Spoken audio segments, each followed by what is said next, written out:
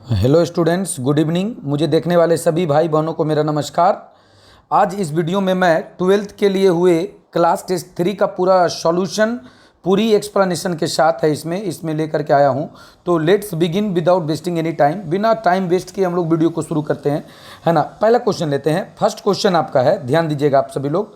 First question आपका है जो ये वाला पहला क्वेश्चन है, देखिएगा कि the glory of India is, ध्यान देंगे कि the glory of India is that it remains. मतलब कि जो भारत की ग्लोरी है वो ये है कि ये रहती है, रिमेन्स रहती है। मतलब क्या रहती है भैया, तो ये इमोवेबल रहती है। मतलब क्या कि भारत का जो ग्लोरी है, जो भारत का गौरव है, क्योंकि जो देखो जब आप Indian civilisation and culture chapter पढ़ेंगे ना, तो उसमें आपको ये पता चलेगा कि सारी की सारी सभ्यता दुनिया से मिट गई, लेकिन भारतीय सभ्यता जो है वो किसी न किसी प्रकार से वो आज भी क्या है, इमोवेबल है, अपने एट साउंड फाउंडेशन है। Is it clear?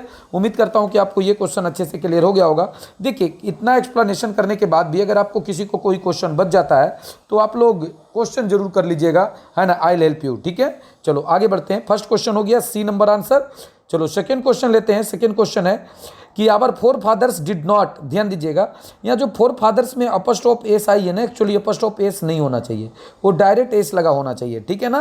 क्या होना चाहिए? डायरेक्ट एस लगा होना चाहिए। तो फोर फादर्स का मतलब होता है एंसेस्टर्स, और उसे हिंदी में पूर्वज कहते हैं। तो our forefathers did not invent machinery because, अब देखिए नीचे चार ऑप्शन है, मतलब हमारे जो पूर्वज लोग थे वो मशीनरी का आविष्कार नहीं किया। क्यों? तो क्योंकि उन्हें पता था कि हम लोग गुलाम हो जाएंगे, इसीलिए आंसर क्या हो जाएगा? ए हो जाएगा। मतलब उन लोगों को लगता था कि हम लोग गुलाम हो जाएंगे, ठीक है ना। तो आंसर आपका ए हो जाएगा। क्वेश्चन नंबर थर्ड की बात करते हैं हम लोग। थर्ड नंबर क्वेश्चन की बात करूं कि after all there is something in Hinduism that has kept Indian civilisation dot dot dot till now. मतलब हिंदुइज्म में कुछ तो है जो भारतीय सभ्यता को, इंडियन सिविलाइजेशन को क्या रखा है भैया? तो अलाइव रखा है। जब आप चैप्टर पढ़ेंगे तो आपको ये मिल जाएगा आपको, ठीक है। चलो क्वेश्चन नंबर मैं 4 की बात करता हूं। 4 नंबर क्वेश्चन है कि doctor Radha Krishnan never lost his faith in dot dot dot of man. मतलब डॉक्टर राधा कृष्णन जो है उन्होंने कभी नहीं खोया अपना विश्वास। तो किस चीज में नहीं खोया भैया? तो इसेंशियल ह्यूमैनिटी में नहीं खोया, ठीक है ना। जब आप किताब पढ़ेंगे तो आपको पैरा नंबर 2 का शायद लाइन नंबर 4 या 5 में, लास्ट लाइन में आपका ये आंसर मिल जाएगा, ठीक है ना। चलो ठीक है, आगे बढ़ते हैं हम लोग। क्वेश्चन नंबर अगर मैं 5 की बात करूं कि I believe that the civilisation India has evolved is not to be beaten in the world, this line has been taken from. देखो सबसे पहले तो ये सिविलाइजेशन जैसे ही आया तो आपका दिमाग तुरंत कनेक्ट कर गया होगा कि ये इंडियन सिविलाइजेशन एंड कल्चर से लेकर आया है, ठीक है। तो उम्मीद करता हूं कि क्वेश्चन नंबर 5 तक क्लियर हो गया होगा। क्वेश्चन नंबर 6 की बात करें तो क्वेश्चन नंबर 6 है कि ये pinch of snuff is a और एन स्टोरी। मतलब ए पिंच ऑफ स्नफ जो है वो किस प्रकार का स्टोरी है? तो मैं आपको बता दूं ये ह्यूमरस स्टोरी है, ठीक है। ह्यूमरस मतलब होता है हंसी मजाक वाला, मतलब विथ लाफ्टर आप ये कह सकते हो, ठीक है। तो क्वेश्चन नंबर 6 तक हम लोगों ने क्लियर कर लिया। अब हम लोग बात करेंगे क्वेश्चन नंबर 7 को, ध्यान दीजिएगा। क्वेश्चन नंबर 7 में कहते हैं कि doctor Radhakrishnan always champion the right of all men to live in. देखो सबसे पहले जो यहाँ पे चैंपियन वर्ड आया होगा तो आप लोग पहले इसको सोचो कि चैंपियन जैसा शब्द जब आप लोग सुनते हैं ना तो आप इसका मतलब समझते हैं विनर, विजेता, है ना, सुपीरियर, आप ये समझते हैं। लेकिन यहाँ पे चैंपियन का यूज हुआ है वर्ब के रूप में, और जिसका मीनिंग होता है सपोर्ट करना, मतलब किसी को सपोर्ट करना, हेल्प करना। तो राधा कृष्णन जो है ना हमेशा सपोर्ट किए सभी लोगों के अधिकारों को, कि सभी लोग कैसे जिए भाई? तो डिग्निटी के साथ जिए, पूरी रिस्पेक्ट के साथ जिए, प्रेस्टीज के साथ जिए, ठीक है। तो उम्मीद करता हूं कि आपको ये क्वेश्चन भी क्लियर हो गया होगा। क्वेश्चन नंबर 8 की बात करते हैं। क्वेश्चन नंबर 8 देखते हैं कि नानू काका has a unique of telling. देखो सबसे पहले मैं बता दूं, यूनिक के बगल में क्वालिटी भी लिखा होना चाहिए। देखो एग्जामिनर क्या करता है ना, कई बार शब्दों को छिपा कर रखता है, ठीक है। तो क्या मतलब बोलने का यूनिक थी नानू काका के पास? तो झूठ बोलने का भैया। तो आंसर हो जाएगा आपका ए, ठीक है। क्वेश्चन नंबर हम लोग बात करते हैं 9 नंबर की कि नानू काका रोट अ चेक फॉर कितना रुपए। तो मैं आपको बता दूं कि देखो जब याद है होगा आपको कि जब नानू काका जो है मंत्री के पास जाने के लिए तैयार थे तो उन्हें एक बड़ी गाड़ी की जरूरत थी। तो इसीलिए उसी टाइम उन्होंने क्या किया था, अपना चेकबुक निकाला था और 1000 रुपये की चेक उन्होंने भरा था वहां पे। कितना? तो 1000 का चेक भरा था, ठीक है। मैं आपको बता दूं कि उन्होंने 1000 का चेक भरा था। तो आपका आंसर क्या हो जाएगा? तो आपका आंसर हो जाएगा ये सी नंबर, ठीक है। तो उम्मीद करता हूं कि क्लियर हो गया होगा। क्वेश्चन नंबर 10 की बात करते हैं कि Martin Luther King JR won the Nobel prize for. मतलब मार्टिन लूथर किंग को नोबेल पुरस्कार मिला, उन्होंने नोबेल पुरस्कार को जीता, तो किस चीज के लिए? देखो आमतौर पर जो होते हैं ना वो बच्चे लिटरेचर मार देते हैं, लेकिन नहीं भाई, इसका जो आंसर होने वाला है ना, इसका आंसर होने वाला है आपका पीस। कि किसके लिए मिला था? तो उन्हें शांति के लिए मिला था। जब आप चैप्टर पढ़िएगा आई हैव अ ड्रीम का जो इंट्रोडक्शन होगा तो वहाँ पर लिखा रहेगा कि उन्हें नोबेल पुरस्कार मिली है ना, उस इफर्ट के लिए, उस प्रयास के लिए, उस एफर्ट्स के लिए जो उन्होंने अंत करने के लिए, रेशियल डिस्क्रिमिनेशन को अंत करने के लिए उन्होंने अमेरिका में जो काम किया उसके लिए उन्हें शांति का पुरस्कार मिला था। ठीक है, तो नोबेल पुरस्कार जो उन्हें मिला था वो शांति के लिए मिला था। तो आंसर नंबर आपका हो जाएगा बी। ठीक है, तो उम्मीद करता हूं ये क्लियर हो गया होगा। क्वेश्चन नंबर बात करते हैं 11 की, कि Abraham Lincoln signed for the freedom of Negroes, मतलब अब्राहम लिंकन ने क्या साइन किया था निग्रो की फ्रीडम के लिए? तो मैं आपको बता दूं कि फ्रीडम है ना, इमेंसिपेशन प्रोक्लेमेशन को साइन किया था। किसे साइन किया था भाई? तो इमेंसिपेशन प्रोक्लेमेशन को साइन किया था उन्होंने, ये आपका आंसर होगा। ठीक है, उम्मीद करता हूं कि अच्छे से क्लियर हो गया होगा ये। ठीक है, क्वेश्चन नंबर हम लोग बात करते हैं 12 नंबर की, कि America has given the Negroes A ... which has come back marked insufficient balance. देखिए आप जानते हो, मतलब यहाँ क्वेश्चन है कि अमेरिका ने निग्रोज को दे दिया है, तो क्या दिया है जिस पर ये मार्क आया है इनसफिशिएंट बैलेंस? तो जब आप चैप्टर पढ़ेंगे बालक तो वहाँ पर आपको आंसर मिलेगा कि बैड चेक दिया है। यहाँ पे बैड चेक का मतलब हो रहा है वो 1000 लाख है, ये वाली पैसे वाली बैड चेक की बात नहीं हो रही है। वो जो लेटर ऑफ फ्रीडम था ना, जो इमेंसिपेशन प्रोक्लेमेशन, अभी ये क्वेश्चन जो आपने पहले ये वाला जो किया, जो राइटर ने इमेंसिपेशन प्रोक्लेमेशन को जो साइन किया था इन्होंने, है ना, तो इसका मतलब होता है लेटर ऑफ फ्रीडम। ठीक है, जो निग्रो की स्वतंत्रता के लिए उन्होंने जो लेटर साइन किया था, तो उसी पे क्या हुआ ना कि उस पर जो मतलब अब्राहम लिंकन ने ये साइन किया था कि आज से जो है निग्रो लोग जो हैं आज़ाद हैं। लेकिन अमेरिका के जो दूसरे नेता हैं अब्राहम लिंकन के शायद मरने के बाद उन्होंने क्या कर दिया कि वो आज़ाद नहीं है। ठीक है, तो वही बैड चेक है भैया। तो आपका आंसर यहाँ पर क्या हो जाएगा? ये हो जाएगा बैड चेक। ठीक है, तो उम्मीद करता हूँ कि आपको समझ में आ गया होगा। क्लियर है ना? चलो क्वेश्चन नंबर हम लोग बात कर लेते हैं 13 की। तो मैं सबसे पहले 30 नंबर क्वेश्चन की बात करूंगा। 30 नंबर क्वेश्चन को समझने का प्रयास करिएगा कि who has retain ideas that have helped Mankind. तो मतलब ideas that have helped Mankind के राइटर कौन है? तो इसका आंसर होगा बर्ट्रांड रसल। ठीक है, तो उम्मीद करता हूं आपको यहां तक समझ में आ गया होगा। क्वेश्चन नंबर 13 हमने कर लिया है। हम लोग बात करेंगे अब क्वेश्चन नंबर 14 की। और क्वेश्चन नंबर 14 में है कि Bertrand Russell was a philosopher and मतलब बर्ट्रांड रसल एक फिलोसोफर थे और क्या थे? तो जब आप ये क्वेश्चन देखेंगे तो इसका आपका आंसर मिलेगा कि वो और क्या थे भैया? तो हिस्टोरियन थे, हालांकि वो मैथमेटिशियन भी थे, ऑप्शन में नहीं है। ठीक है ना, तो उम्मीद करता हूं कि क्लियर हो गया होगा। 14 नंबर क्वेश्चन तक हमने कर लिया। अब हम लोग बात करेंगे 50 नंबर क्वेश्चन की। और 50 नंबर क्वेश्चन जो है आपके सामने है, देखिए क्या कि the condition of the Negroes was, मतलब जो निग्रो लोगों की जो कंडीशन थी वो कैसी थी? ब्लेस्ड थी, फ्राइटेनिंग थी, अलार्मिंग थी? तो जब आप किताब पढ़ेंगे तो आपको आंसर मिलेगा कि उनका जो कंडीशन था अपालिंग था। और अपालिंग का मतलब होता है वेरी बैड, मतलब बहुत ही बुरा कंडीशन था उनका। ठीक है, तो उम्मीद करता हूं कि यहां तक क्लियर हो गया होगा सभी को। क्वेश्चन नंबर 16 की बात करते हैं।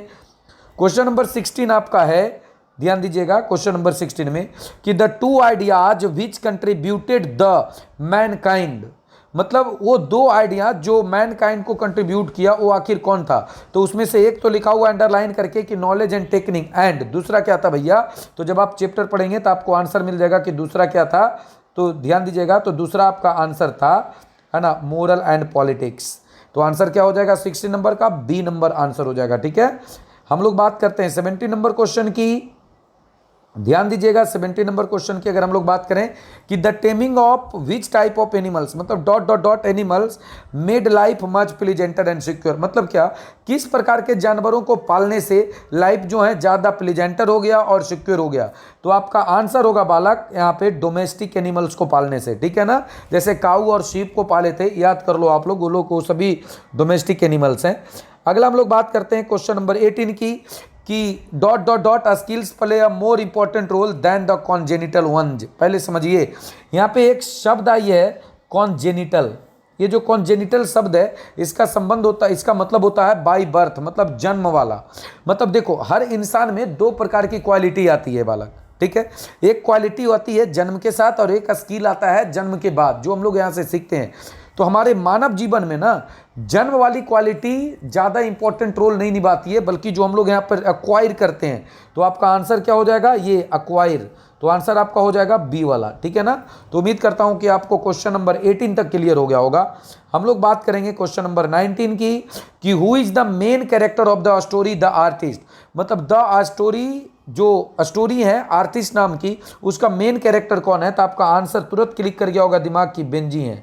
कौन है भैया, तो आंसर है बेंजी, सॉरी सेबी, बेंजी निकल गया, सेबी आंसर है। मतलब आंसर आपका होगा बी नंबर, ठीक है, कि सेबी है, बेंजी नहीं है। मैंने कई बार बेंजी बोल दिया, जो कि बेंजी गलत होगा, तो सेबी इसका आंसर होगा, ठीक है ना। चलो क्लियर है। क्वेश्चन नंबर 20 की बात करते हैं, कि Shiga Naoya is a dot dot dot short story writer. मतलब सीगा नयोया कैसी राइटर थी, चाइनीज, जापानीज, अमेरिकन और कोरियन। तो आपका आंसर, करेक्ट आंसर आपका है जापानीज राइटर थी वो, ठीक है। तो क्वेश्चन नंबर 20 तक हम लोग क्लियर कर लिया है। हम लोग बात करते हैं 21 नंबर क्वेश्चन की, ध्यान दीजिएगा। 21 नंबर क्वेश्चन की अगर हम लोग बात करें, कि according to Bertrand Russell which of the following were not the ideas of prehistoric times. देखो प्री हिस्टोरिक टाइम्स का मतलब होता है इतिहास से पहले वाले की बात हो रही है। तो भैया इतिहास से मतलब जो मतलब शुरुआती टाइम वाला, तो शुरुआती टाइम में मतलब कौन सा आइडियाज जो है इनमें से नहीं है। तो भैया एक चीज मैं बता दूं, सबसे पहले आप इसको आप देख लो बढ़िया से, तो आपको आंसर पता चल जाएगा कि इन्वेंशन ऑफ लैंग्वेज जो है, मतलब लैंग्वेज का जो आविष्कार हुई है, ये भी कब का है, तो ये भी ऐतिहासिक चीज़ है, ठीक है। अब हम लोग बात करते हैं यूटिलाइजेशन ऑफ फायर, तो ये भी ऐतिहासिक चीज़ है। टेमिंग ऑफ डोमेस्टिक एनिमल से भी है, लेकिन कौन नहीं है, तो ये नहीं है ना। तो आंसर आपका क्या होगा, तो सी नंबर हो जाएगा। आंसर क्या हो जाएगा, तो सी नंबर हो जाएगा। उम्मीद करता हूं क्लियर हो गया होगा 24 नंबर क्वेश्चन। अब 22 नंबर क्वेश्चन में है, V dot dot him yesterday. देखिए ये वर्ब का ऑप्शन दिया हुआ है, 4 ऑप्शन है वर्ब का, कि हम लोग है ना, विजिट मेन वर्ब आपका यहाँ पर है, तो हम लोग उसके यहाँ मतलब कल विजिट किए। एक बात बताओ, जब भी यस्टरडे लग जाती है तो केवल सेकेंड फॉर्म आता है, ठीक है ना, कोई कंफ्यूजन। तो आंसर आपका क्या हो जाएगा, तो बी हो जाएगा, विजिटेड हो जाएगा, ठीक है। उम्मीद करता हूँ क्लियर हो गया होगा। क्वेश्चन नंबर अगर हम लोग 23 की बात करते हैं, कि yesterday I dot dot two by bread. मतलब फिर से एक दिन पहले हम लोगों ने खरीदा था, तो क्या खरीदा था, तो आपका आंसर होगा है ना, वेंट हो जाएगा। हम लोग गए थे, सॉरी खरीदे थे नहीं, बल्कि कहीं है ना गए थे। तो क्या खरीदने गए थे भैया, तो रोटी खरीदने गए थे, लेकिन कल गए थे, आज नहीं।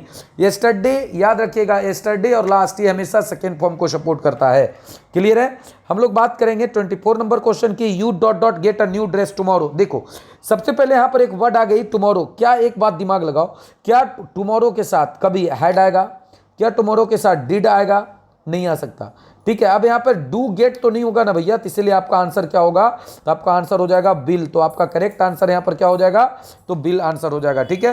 तो हम लोग 24 नंबर क्वेश्चन तक कर लिया है। अब हम लोग 25 नंबर क्वेश्चन देखते हैं। 25 नंबर अगर मैं क्वेश्चन की बात करूं, कि the teacher dot dot dot the lesson yesterday. देखो फिर से यस्टरडे आ गया है, तो फिर से वही आंसर होगा आपका सेकेंड फॉर्म, तो आंसर होगा टाउट, क्लियर है। 26 नंबर क्वेश्चन की बात करेंगे, कि ही डॉट डॉट क्लासिकल म्यूजिक। पहले सिचुएशन समझिए, ही के साथ वाज प्रैक्टिस, वाज आता है, इज भी आता है, लेकिन क्या इज के साथ फर्स्ट फॉर्म यूज होता है, क्या वाज के साथ फर्स्ट फॉर्म यूज होता है, नहीं होता। अब देखो ही है तो प्रैक्टिस भी नहीं आएगा, तो आपका करेक्ट आंसर होगा बालक प्रैक्टिसेस, कि वह क्लासिकल म्यूजिक की प्रैक्टिस करता है, ठीक है। उम्मीद करता हूं क्वेश्चन नंबर 26 तक आपको 100% समझ में आया होगा। क्वेश्चन नंबर 27 की बात करें, कि Rita dot dot to the radio now. अब देखो सबसे पहले नाउ मतलब होता है अब, मतलब जैसे अभी की बात हो गई, तो पहले हैड खत्म और वाज खत्म, रीता के साथ एम आएगा नहीं, ठीक है। तो आपका आंसर क्या होगा भैया, तो आपका आंसर हो जाएगा इज लिसनिंग। उम्मीद करता हूं आपको यहां तक समझ में आ गया होगा, ठीक है ना। चलिए उसके बाद हम लोग बात करते हैं क्वेश्चन नंबर 28 की। क्वेश्चन नंबर 28 में कहता है, please be quite I dot dot my homework. मतलब शांत रहो, मैं अपना होमवर्क। अब भैया रे बिल आया है तो बी होनी चाहिए, ये गलत। आई के साथ एम डूइंग आएगा तो यही सही होगा, आंसर आपका सी हो जाएगा, ठीक है। उम्मीद करता हूं सी नंबर पूरा कंप्लीट हो गया होगा। 28 नंबर का आंसर क्या होगा, सी। अब 29 नंबर क्वेश्चन की बात करें, कि the cat is eating the fish. देखो ये वॉइस वाला क्वेश्चन है, और वॉइस वाला क्वेश्चन को सॉल्व करने के लिए बस केवल एक बात आप लोग को याद रखना है, कि passive is equal to be plus third form. याद आया कि passive is equal to be plus third. और एक और मंत्र था भाई, कि जो फॉर्म होगी एक्टिव वॉइस में मेन वर्ब की, वही फॉर्म होगी पैसिव में बी की। तो cat is eating the fish, मतलब जो कैट है वो मछली को खा रही है, तब आज फिश की तरफ से आ जाएगा, तो fish is being eaten by the cat. तो आपका आंसर हो जाएगा ए नंबर। तो ये आपका करेक्ट आंसर हो जाएगा। आपका करेक्ट आंसर क्या हो जाएगा, तो ये आपका हो जाएगा, ठीक है ना। उम्मीद करता हूं आपको समझ में आ गया होगा। क्वेश्चन नंबर 30 की बात करें कि the windows have been cleaned, मतलब विंडो को क्लीन कर दिया गया। देखो बालक, अब विंडो अपने आप को तो क्लीन नहीं करेगी, कोई और ने इसको क्लीन कर दिया, तो किया कौन है? तो कोई ना कोई तो किया होगा। अब देखो यहाँ पे हैव बीन आया है, तो हैव बीन किसके बदले आ सकता है? या तो हैज या हैव के बदले। तो हैव और हैज देख लो, सी में कहा, ऑप्शन नंबर सी में केबल है। एकदम बिल्कुल ट्रिकी खेलो, दिमाग एकदम बिल्कुल क्लियर रहेगा, ठीक है ना। हम लोग बात करते हैं क्वेश्चन नंबर सबसे पहले 31 की। 31 में है हु बाई हुम वाज द वर्ड किल्ड, मतलब किसके द्वारा वर्ड को किल किया गया। अब देखिए सबसे पहले बाई हुम के लिए तो हु आएगा, इसमें कोई संदेह नहीं, तो सबसे पहले तो डी पहले खत्म हो गया। अब बात रह जाती है दो, देखो हु के साथ किलिंग का यूज नहीं आएगा, ये भी खत्म हो गया। अब ऊपर वाज आया है भैया, तो हैज का यूज तो हो नहीं सकता, तो आपका आंसर क्या हो जाएगा? तो करेक्ट आंसर आपका हो जाएगा C number, who killed the word. Clear है।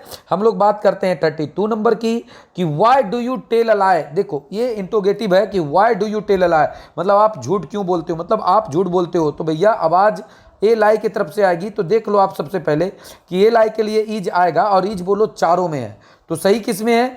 तो आप लोग आंसर देखो सबसे पहले कि यहाँ पर लाई के बाद बीइंग आया, क्या ऊपर भर में आईएनजी फॉर्म है, तो आपका सी खत्म हो गया। अब देखिए नंबर बी में आप देखो तो लाई के बाद बी लगा हुआ है, ये भी आपका खत्म हो गया, वहाँ पे वो नहीं होना चाहिए, ठीक है।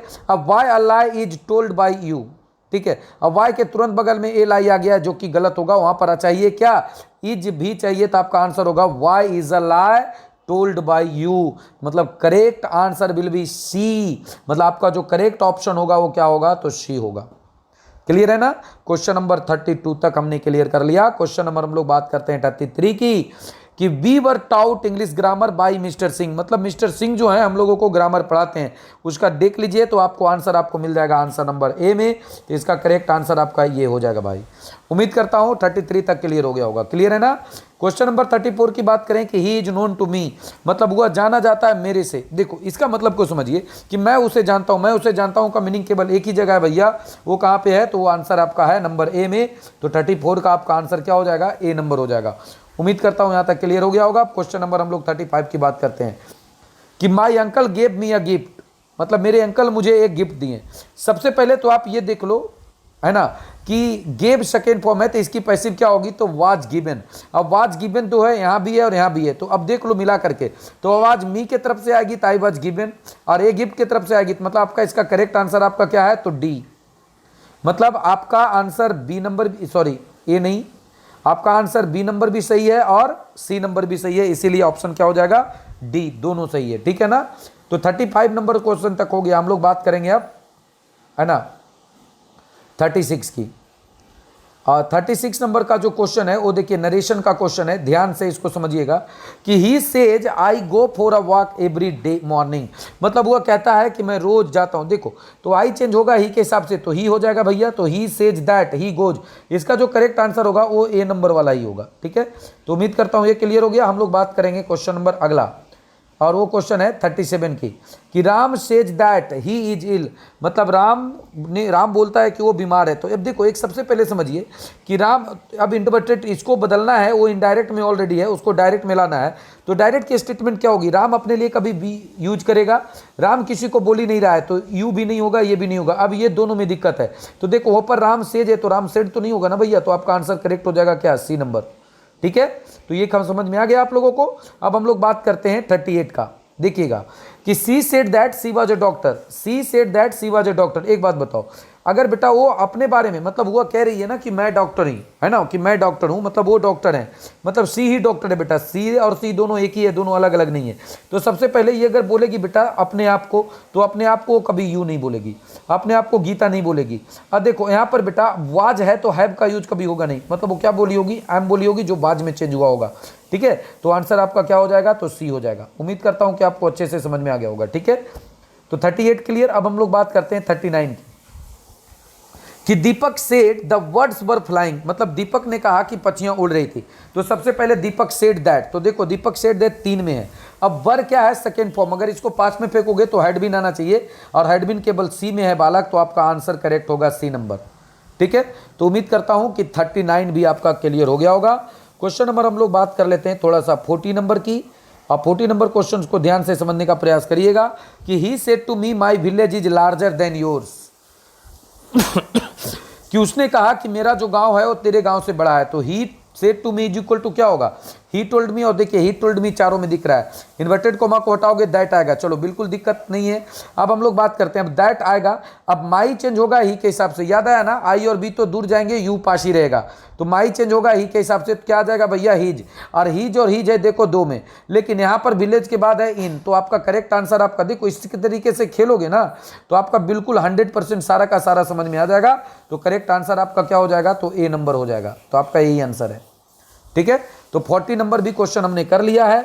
हम लोग बात कर लेते हैं 41 की, कि Sita said that I am reading A Nobel, मतलब सीता बोली कि मैं नोबेल पढ़ रही हूँ, तो सीधा सेड दैट, तो दैट हो गया, और आई चेंज होगा सी के हिसाब से, तो सी, तो इसका करेक्ट आंसर जो आपका होगा बालक वो ए नंबर वाला ही होगा। ठीक है, अब देखिए ए नंबर वाला इसका आंसर तो हो गया, लेकिन सवाल ये है कि आखिर, है ना, सवाल यहाँ पर ये है कि ये बी नंबर क्यों गलती है, तो बी नंबर देखो टोल्ड आया इसलिए गलत है, और वहाँ पे सेड तभी टोल्ड में बदलती है जब उसके बाद टू रहता है, ठीक है ना, तो वो इसलिए गलती हो गया।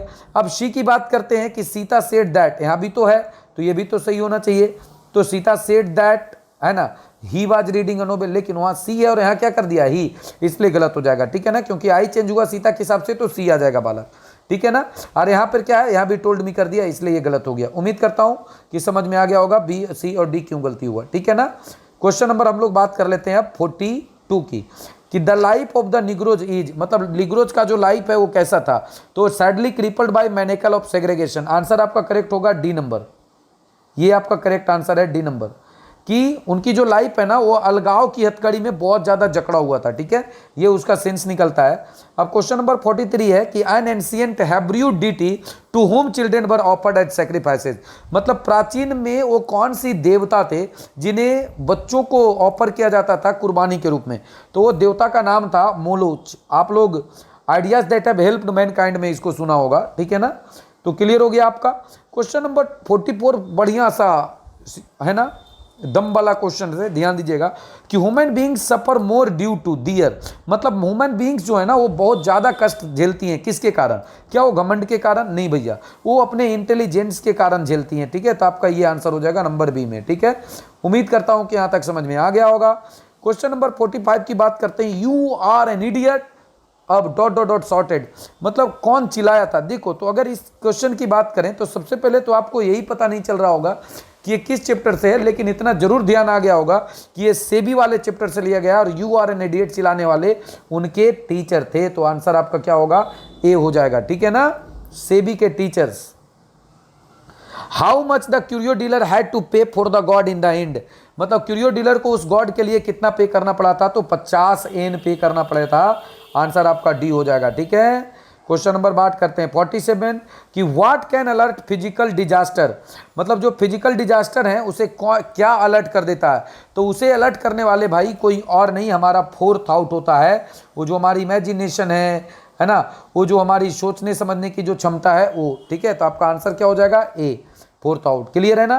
क्वेश्चन नंबर 48 की बात करते हैं कि the word development is related to, मतलब डेवलपमेंट वर्ड जो है वो किस चीज से रिलेटेड है, तो डेफिनेटली वो मनुष्य से रिलेटेड है, क्योंकि मनुष्य डेवलपमेंट किया है। ठीक है, चलो आगे बढ़ते हैं। तो ये हो गया 48 तक। हम लोग बात कर लेते हैं 49 नंबर क्वेश्चन, ध्यान दीजिएगा, कि Martin Luther king wants justice roll down like, मतलब मार्टिन लूथर चाहते हैं कि जस्टिस जो न्याय है ना वो किसकी तरह रोल डाउन हो, तो वाटर की तरह हो। जब आप चैप्टर पढ़िएगा तो आपको पता चल जाएगा। ठीक है ना, उम्मीद करता हूं कि सारा का सारा समझ में आया होगा। अब हम लोग बात करते हैं क्वेश्चन नंबर 50, जो कि लास्ट क्वेश्चन है, कि Negroes are the former what of America, मतलब निग्रोज जो है अमेरिका के पूर्व में क्या थे, तो भैया तो वो स्लैब्स थे, वो गुलाम थे वहां पे। ठीक है, तो आपका करेक्ट आंसर होगा ए। ठीक है, तो मैंने 50 का 50 सारा क्वेश्चन मैंने कर लिया बालक, मैंने सारा का सारा क्वेश्चन आपके सामने मैं कर लिया हूं। ठीक है, सारा का सारा क्वेश्चन हो गया है। अगर किसी प्रकार का कोई डाउट रह जाता है तो जैसा कि आपको पता है कि मेरा नंबर सभी के पास होगा, आप डायरेक्ट चाहो तो मैसेज कर सकते हो 9973701647, है ना, इस पे आप मैसेज करके आप क्वेश्चन कर सकते हो, कोई दिक्कत की बात नहीं है। ठीक है ना, उम्मीद करता हूं कि सारा का सारा कुछ समझ में आ गया होगा। सभी लोग अपना चेक करिए और बढ़िया से मेहनत करते रहिए, पढ़ते रहिए, नोट्स जरूर बनाते रहिए, आप जो भी पढ़ते हैं उसे, है ना, नोट्स बनाइए, उसको रिवाइज करते रहिए। ठीक है, thank you, all the very best, good luck, और सभी को happy Navratra. Thank you very much, thank you.